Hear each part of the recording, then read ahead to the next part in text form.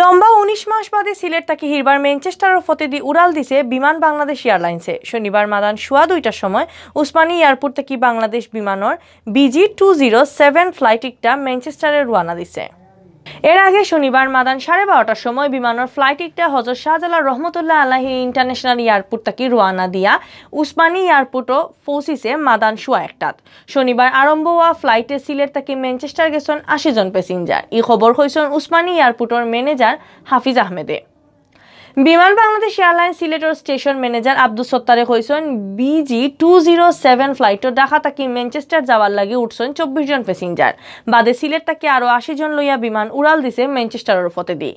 বিমান বাংলাদেশ এয়ারলাইন্সের সিলেটের ডিস্ট্রিক্ট ম্যানেজার মোহাম্মদ ফারুক আলমে কইছেন শিডিউল ঠিক থাকলে ম্যানচেস্টার থেকে রিটার্ন ফ্লাইট রবিবার লোকাল টাইম ৮টার সময় ছাড়ব। ই ফ্লাইট সিলেট আইয়া পৌঁছিব সোমবার মাদান ১২টাত। ১ ঘন্টা বাদে মাদান ১টার সময় ফ্লাইট একটা সিলেট থেকে যাইব ঢাকাত।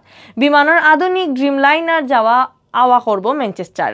ফারুক আহমেদে কইছেন মার্চ মাসের ২৫ তারিখ পর্যন্ত হাফতায় ২টা ফ্লাইট ম্যানচেস্টার আওয়া যাওয়া করব।